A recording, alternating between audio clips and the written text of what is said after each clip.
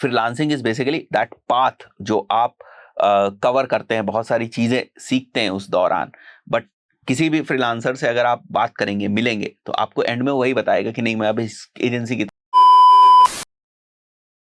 हाँ जी, welcome back guys. आज के इस पर्टिकुलर वीडियो में हम लोग बात करेंगे about digital marketing freelancing career road map के बारे में। गाइस, इस वीडियो को बनाने के पीछे ना मेरे 2-3 इंटेंशन है।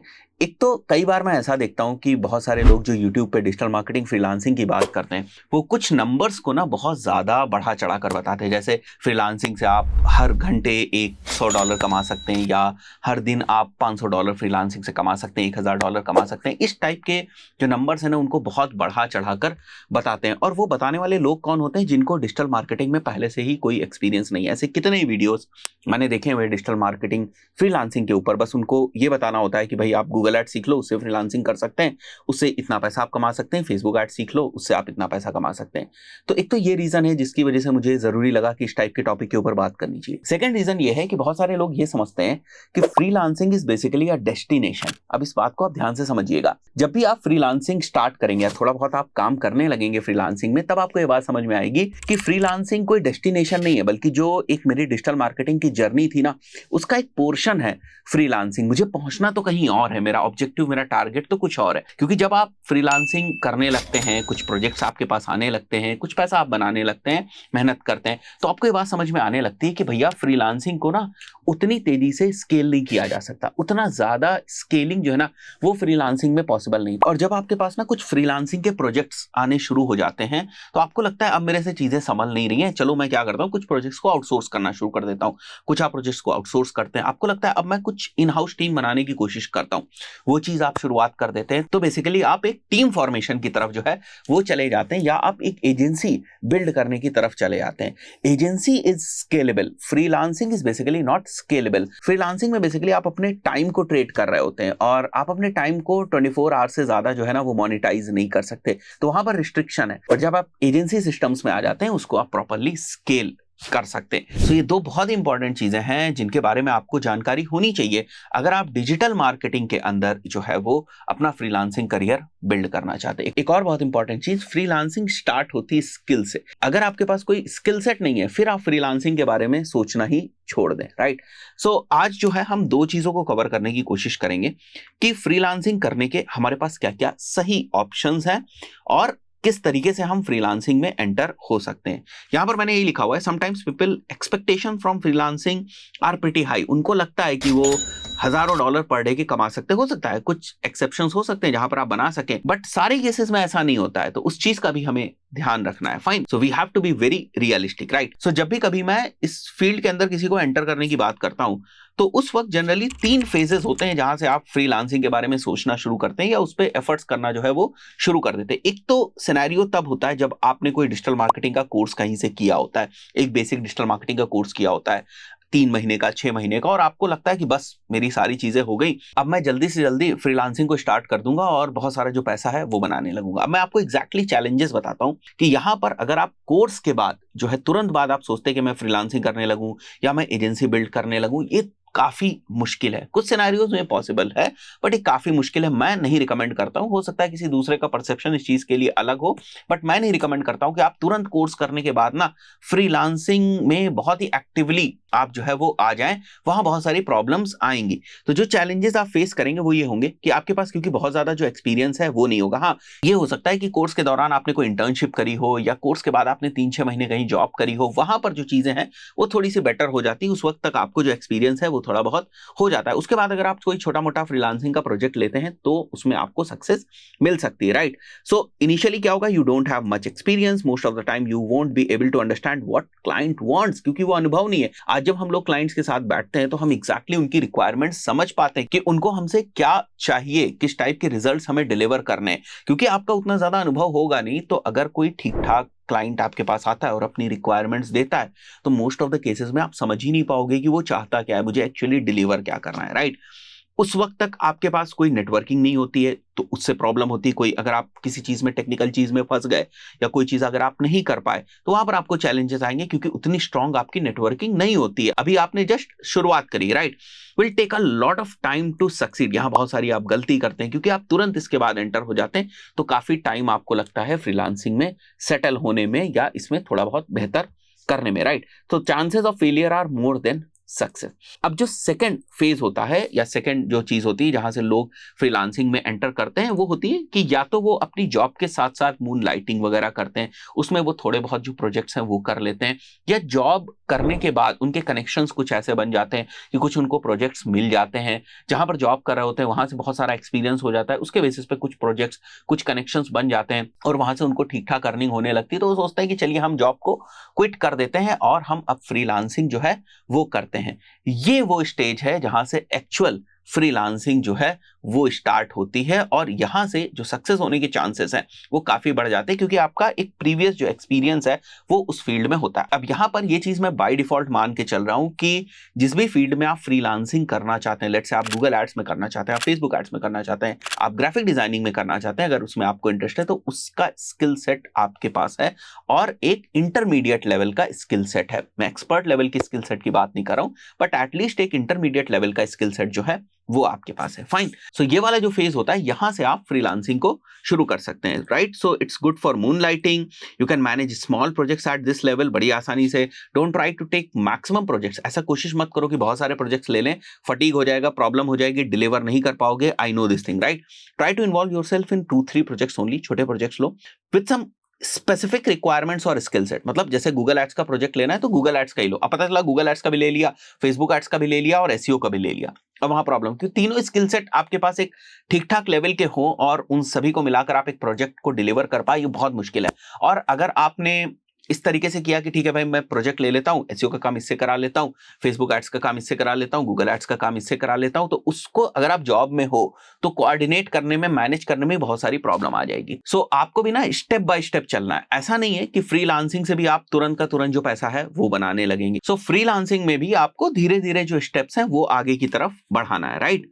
सो ऐसे प्रोजेक्ट्स आप शुरुआत में लेने की कोशिश करें जिसमें कुछ स्केलिंग का पोटेंशियल हो। पता चला आप ऐसे प्रोजेक्ट्स ले लिए जिसमें 200-500 रुपए ही एड्स के पॉइंट ऑफ व्यू से खर्च हो रहे हैं। अगर आप करियर की शुरुआत कर रहे होते फिर तो ठीक था, बट अब अगर आप फ्रीलांसिंग करने जा रहे हैं तो आपको टाइम के साथ ना बहुत सारी चीजें सीखने की जरूरत है। तो उसमें ना ऐसे प्रोजेक्ट्स को पिक करिए जिसमें कुछ स्केलिंग का पोटेंशियल हो, आपकी कुछ स्ट्रैटेजीज यूज हो, कल को जो है वो बजट कुछ ज्यादा स्पेंड हो, सो आपके लिए वो project as a case study use हो सके, आपको कुछ कॉन्फिडेंस आ सके कि मैंने ना ये प्रोजेक्ट को जीरो से या स्क्रैच से जो है वो डेवलप किया हुआ है। Fine. Involving in more projects will hamper your performance. 100% आपकी परफॉर्मेंस डाउन होगी अगर आप एक साथ बहुत सारी चीजों को करने की कोशिश करेंगे। Try not to take projects which require complete digital marketing because there you won't be able to handle all the technical things individually, right? Try to make connections. अब इस दौरान जब आप फ्रीलांसिंग स्टार्ट कर देते हैं, आपके पास 1-2 प्रोजेक्ट्स आ गए, आप कनेक्शंस बनाने शुरू करें।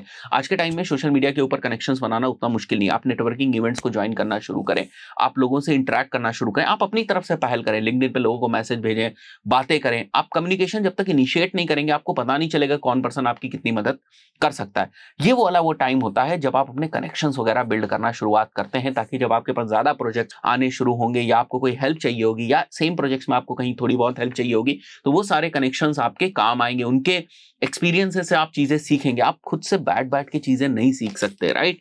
Do networking, learn sales skills, ये बहुत काम आने वाली है, क्योंकि क्लाइंट को कैसे मैनेज करना है, क्लाइंट को कैसे एक सर्विस के बाद दूसरी सर्विस आपको सेल करनी है, कैसे अपसेल करना है, कैसे आपको क्रॉस सेल करनी है चीजें, ये सारी चीजें आपको कब आएंगी? जब आपके अंदर सेल्स की स्किल्स होंगी। और जब आप एक फ्रीलांसर होते हो ना, तो आप ही सीईओ हो, आप ही सेल्स पर्सन हो, आप ही एग्जीक्यूटिव हो, आप ही टेक्निकल पर्सन हो, आप ही सब कुछ हो, राइट? तो ये आपको समझना पड़ेगा। Learn to calculate the requirements of a project. आपको समझ में आना चाहिए कि अच्छा इस प्रोजेक्ट में क्या क्या रिक्वायरमेंट्स, इनको हमसे क्या चाहिए, और साथ ही साथ जब हम इस चीज को डिलीवर करने जाएंगे तो हमें कितना जो टाइम है वो लगेगा। और ये सारी चीजें आपको एक्सपीरियंस से आ जाएंगी, क्योंकि ये आप जो यहां पर टाइम है वो आप दे चुके हैं। Learn to document things, try to create reports. जो भी आपने एक्टिविटीज करी हुई है उससे जो भी परफॉर्मेंस आई है उसकी इजी टू अंडरस्टैंड रिपोर्ट्स बनाना शुरू करें। रिपोर्टिंग का सीधा सा मतलब होता है कि बहुत ही कॉम्प्लेक्स चीज को ना बड़ी आपने आसान भाषा में बता दिया है जिस तरीके से वो रिक्वायर्ड थी।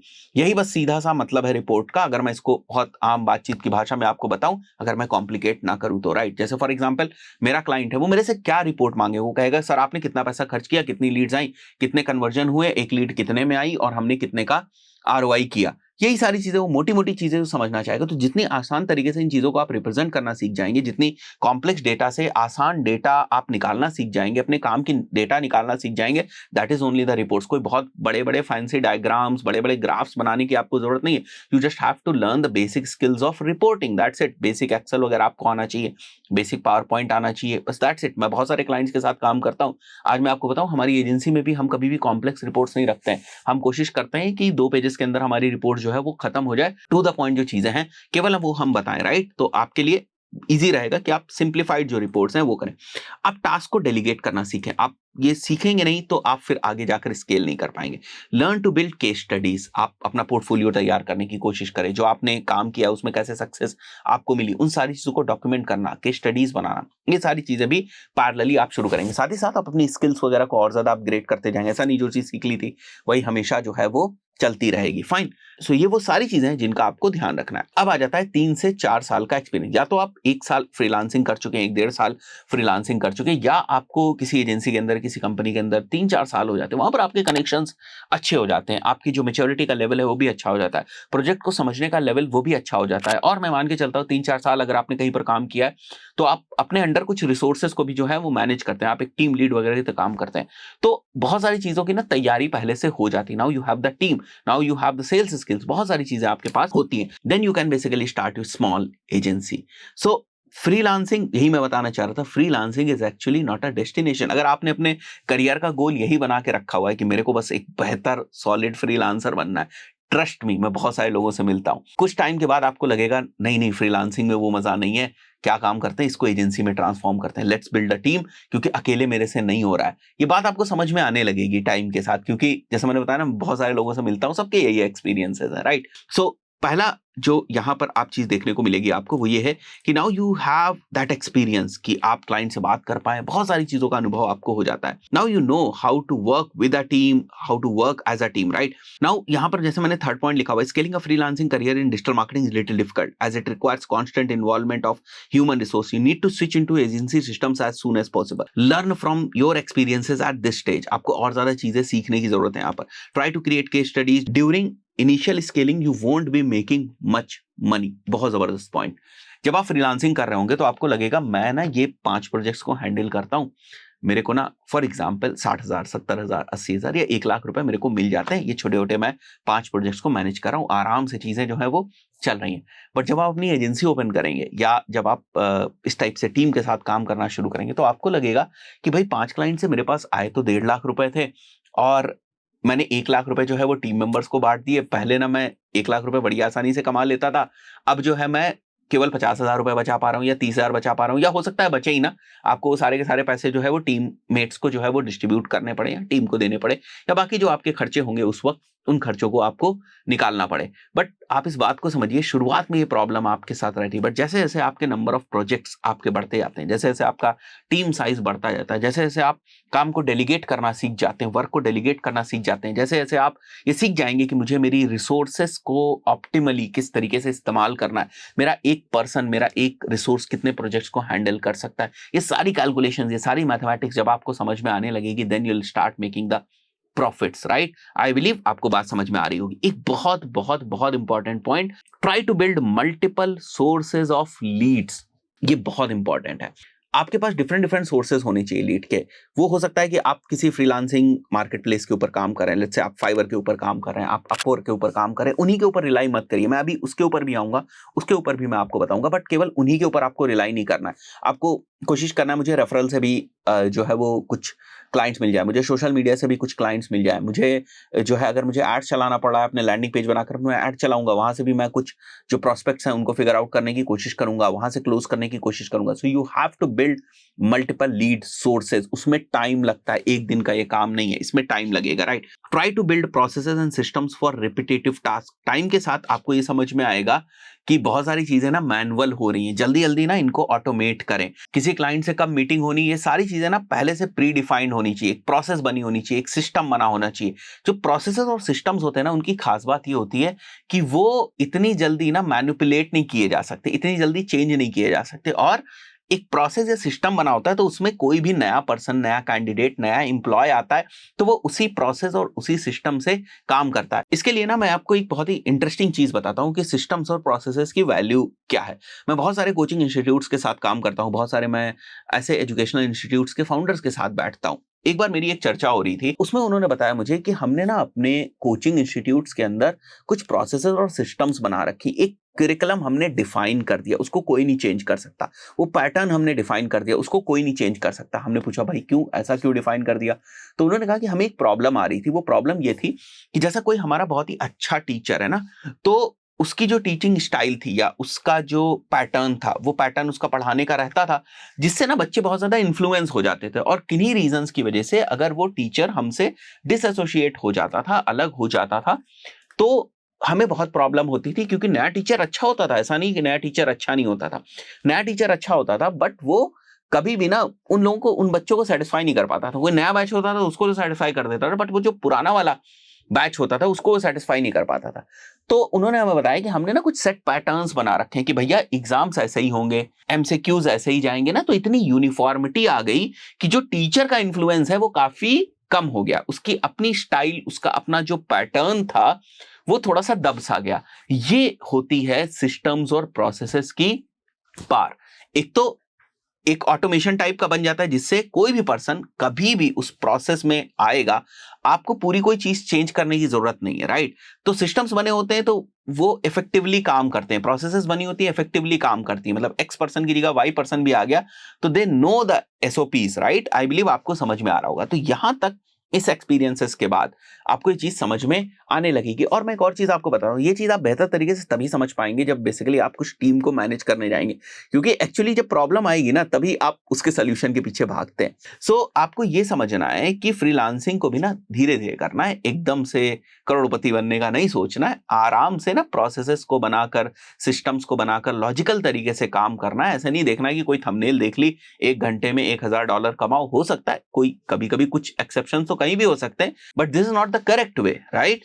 अब अगर मैं बात करूं ऑप्शंस क्या क्या है, फ्रीलांसिंग को स्टार्ट करने के ऑप्शंस क्या क्या है। जैसे फॉर एग्जांपल यहां से तो मैंने मना ही कर दिया कि यहां से आपको नहीं करना है, कुछ जॉब वगैरह कर लो, थोड़ा एक्सपीरियंस कर लो। अगर यहां से शुरुआत भी करनी है तो कहां से करनी है, राइट? क्या क्या ऑप्शंस हमारे सामने होते हैं? सबसे पहला जो ऑप्शन है आपके पास, वो है आपके पास फ्रीलांसिंग प्लेटफॉर्म। जैसे 2-3 प्लेटफॉर्म से आप बहुत ज्यादा वाकिफ हैं, फाइवर है, अपवर्क है, बट इसके अंदर भी आपको ना निश स्पेसिफिक होना है। जैसे अगर मैं आपको दिखाऊं यहाँ पर, अगर मैं यहाँ पर अपवर्क के ऊपर आ जाता हूं और अगर यहाँ पर मैं गूगल एड्स डालता हूं, ठीक है, तो आप देख सकते हो जब मैं गूगल एड्स यहाँ पर डालूंगा तो आप देखोगे यहाँ पर कि किसी की भी मैं पर आवर रेट देखूं तो इनका रेट है यहाँ पर $30 पर आवर। अब अगर आप इंडिया से हो तो तुरंत तुरंत कैलकुलेशन मारोगे कि 80 मल्टीप्लाइड बाई 30, 2400 रुपए पर घंटे।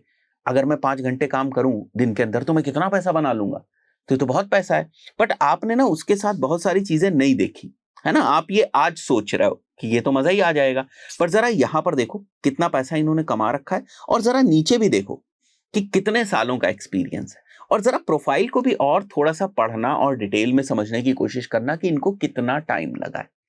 तो इन सब चीजों में ना थोड़ा सा टाइम लगता है। जब आपकी रेटिंग्स इन सब प्लेटफॉर्म के ऊपर, आपकी रेटिंग्स या रिव्यूज बहुत इंप्रूव हो जाते हैं, उसके बाद जाकर ना रेट बढ़ता है। ऐसा नहीं होता है पहले ही दिन आप पहुंच गए, आपने कहा कि हम इतने रुपए का रेट जो है वो चार्ज करेंगे, कोई काम ही नहीं आपको देगा। जब आप नए जाते हो तो थोड़े से रेट्स आप डाउन रखते हो, जैसे जैसे आपकी अथॉरिटी वहां पर बिल्ड होती जाती है, जैसे जैसे आपको प्रोजेक्ट्स मिलते जाते हैं, आप चीजें करते जाते हैं, वैसे वैसे धीरे धीरे जो आप अपने रेट्स वगैरह हैं उनको भी आप बढ़ाते जाते हैं।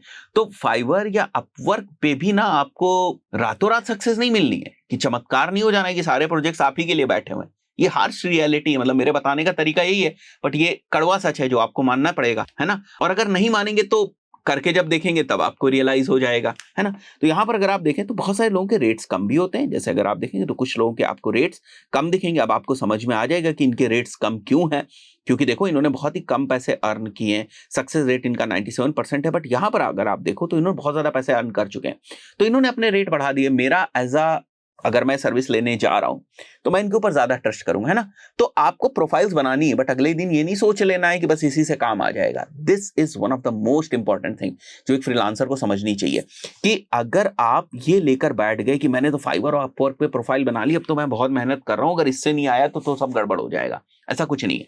फाइवर अपवर्क पे काम करिए, धीरे धीरे प्रोफाइल को बिल्ड करना शुरू करिए, ठीक है। छोटे छोटे जो प्रोजेक्ट्स हैं उनको उठाना शुरू करिए, टाइम के साथ, थोड़ा सा टाइम लगेगा, 1-1.5 साल आपको देना पड़ेगा, तब जाकर चीजें यहां बिल्ड होती हैं रियलिटी में, वरना ओवरनाइट कुछ नहीं होता है ना, ठीक है। इसके अलावा आपको क्या करना है, पैरेलल बहुत सारे जो फ्रीलांसिंग के ऑप्शंस है उनको ओपन करके रखना है।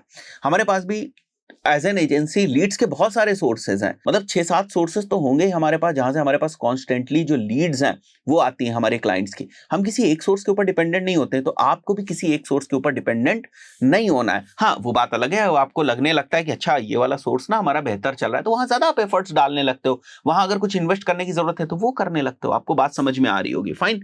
इसके अलावा जैसे दूसरा जो ऑप्शन है वो है हमारे नोन कनेक्शंस। आपके रेफरेंस में लोग हों, आपके रिलेटिव्स हों, उनके साथ आप काम कर सकते हैं। किसी ने आपको किसी दूसरे का रेफरेंस दे दिया, उसके साथ आप काम कर सकते हैं। ये सारी चीजें आप कर सकते हैं। आप लोगों को ना लोकल मार्केट में रीच कर सकते हैं। आप गूगल माई बिजनेस से निकालिए कि लोकल में मेरे कौन कौन से बिजनेसेस हैं और मेरी स्किल सेट उनके बिजनेसेस को किस तरीके से बेहतर कर सकती है, उनके लिए एक रोड मैप तैयार करिए, एक टाइप से एक ऑडिट करिए, कुछ प्रोजेक्शंस वगैरह बनाइए। इसीलिए मैं कह रहा हूं कि यहां पर अगर आपने ये कहानी करनी शुरू कर दी ना, और क्लाइंट ने 2-4 क्वेश्चंस पूछ लिए आपसे, आप केवल कोर्स करके गए हुए हैं और बाकी चीजें आपको आई नहीं है, तो आप जवाब नहीं दे पाएंगे। प्रोजेक्ट क्लोज करना तो बहुत बड़ी बात है, मोस्ट ऑफ द केसेस मैंने देखा है लोग जवाब नहीं दे पाते हैं। तो आप समझिए कि जब आप इस स्टेज पे होते हो ना, तो ये सारी चीजें तैयार करना आपको समझ में आ जाता है कि क्लाइंट अब क्या मेरे से पूछेगा और उसका क्या जवाब है, क्लाइंट की क्या एक्सपेक्टेशन मेरे से होगी, क्लाइंट के पेन पॉइंट्स क्या है। ये आपको सारी चीजें समझ में आने लगती है थोड़े से अनुभव के बाद। आपको शर्माना नहीं है, कोल्ड कॉलिंग की जरूरत हो कोल्ड कॉलिंग करिए। आप ना जब मैदान जंग में उतर ही चुके हैं तो ये सब करना पड़ेगा। Freelancing is basically an entrepreneurship kind of a thing. ये सब करना पड़ेगा आपको। Get into cold calling, try to target business into your physical reach, ताकि आप मीटिंग्स वगैरह कर पाए ज्यादा से ज्यादा, है ना। Arrange meeting, show them the road map, that's actually your pitch. तो एग्जैक्टली जो कन्वर्ट करने में आपको सबसे ज्यादा मदद करेगी, that is basically the road map, how you are going to build their business, right, how you are going to make their business more profitable. ये सारी चीजें जब आपके पास पॉइंटर्स में होंगी, स्ट्रैटेजीज होंगी, then they will convert, right. ऐसा होता है, हमने देखा है करते लोगों को, इसलिए हम बता रहे हैं आपको। Do efforts. अगर आप ये चाहते हो कि फ्रीलांसिंग ऐसे ही हो जाएगी, तो 2 चीजें मांगती है फ्रीलांसिंग, एक टाइम और एक मेहनत। दोनों ही चीजें आपको करनी पड़ेंगी। सोशल मीडिया के ऊपर जो है वहां से भी आप प्रोजेक्ट्स ले सकते हैं। लिंक्डइन के ऊपर काम करना शुरू करें, वहां अपने जो कुछ कंटेंट्स है वो बनाना शुरू करें। यूट्यूब के ऊपर आप काम करना शुरू करें। आप हमारे वीडियो में ही देखते हो, नीचे आपको हमेशा एक पट्टी दिखती रहती है सर्विसेज की, कंसल्टेंसी की या ट्रेनिंग की। This is again a source of lead generation. So आप यूट्यूब वीडियोज बना सकते हैं। यूट्यूब वीडियोज जो भी आपकी स्किल सेट है उसके अराउंड बना सकते हैं। People are actually looking for solutions. वो आपको लगता है कि लोग सोल्यूशंस के लिए नहीं ढूंढ रहे हैं, people are looking for solutions. If they will find कि हाँ भाई आपके अंदर वो स्किल सेट है and you can provide them the solution, they will come to you. वो आपसे इंक्वायरी करेंगे, है ना। बट आप उनको क्लोज कर पाते हो या नहीं कर पाते हो, that is a different thing. But freelancing में जो सबसे पहले चीज आपको करनी होती है वो यही होती है कि आपको डिफरेंट डिफरेंट लीड जनरेशन के सोर्स तैयार करने होते हैं, प्रोवाइडेड आपके पास स्किल सेट हो। वो नहीं है तो ये वीडियो देखना ही बेकार है ना। फेसबुक ग्रुप्स में भी आप जो है वो इंगेजमेंट कर सकते हैं। कई बार आपको वहां से भी जो है वो लीड्स मिल जाती हैं, प्रोस्पेक्ट्स अच्छे मिल जाते हैं और कहीं कहीं पर आपको क्लोजर्स भी हो जाते हैं। अगेन आपको केवल यही नहीं सोचना है ना। ये डिफरेंट डिफरेंट चीजें हैं। कुछ चीजें किसी के लिए काम करती हैं, किसी के लिए यूट्यूब काम कर सकता है, किसी के लिए नेटवर्किंग इवेंट्स काम कर सकते हैं, किसी के लिए फाइवर और अपवर्क जो है वो काम कर सकते हैं। नेटवर्किंग इवेंट्स में जाइए, लोगों से मिलिए, वो अपने बिजनेसेस के बारे में बताएंगे। यू कैन पिच देम कि भाई आप क्या सर्विस जो है वो प्रोवाइड करते हैं। You can run your own Facebook ads also, you can run your own Google ads also. थोड़ा बहुत बजट स्पेंड करें, लोकल एरिया में रन करने की कोशिश करें, ताकि कोई बिजनेस ओनर अगर आपको बुलाए भी मीटिंग वगैरह करने के लिए तो आप आसानी से मीटिंग कर लें। तो अगेन मेरा इस वीडियो को बनाने का पर्पस यही था कि आप इस चीज को समझें कि जैसे बाकी बहुत सारी चीजें होती है ना, उसी तरीके से डिजिटल मार्केटिंग के अंदर फ्रीलांसिंग भी है। Freelancing is basically that path जो आप कवर करते हैं, बहुत सारी चीजें सीखते हैं उस दौरान, बट किसी भी फ्रीलांसर से अगर आप बात करेंगे, मिलेंगे, तो आपको एंड में वही बताएगा कि नहीं, मैं अभी इस एजेंसी की तरफ जा रहा हूँ, I am building the processes, I am building the team, that's where I will make money, that's where I will scale my business. I believe बहुत सारी चीजें आपको समझ में आई होंगी। खासकर मेरे वीडियोस में ऐसे आपको बहुत चमचमाते हुए डॉलर्स वगैरह नहीं दिखते हैं। What I try to give you is pure reality based things, pure skill based things. Generally मेरा कंटेंट ट्यूटोरियल के अराउंड होता है, बट ऐसी चीजें आपको बताना जरूरी है ताकि आप जो वास्तविकता है उससे भी थोड़े जुड़े रह सके। आशा करता हूँ वीडियो से आपने कुछ सीखा होगा। इस पर्टिकुलर वीडियो में इतना ही, मिलता है नेक्स्ट वीडियो में। Till then, good bye.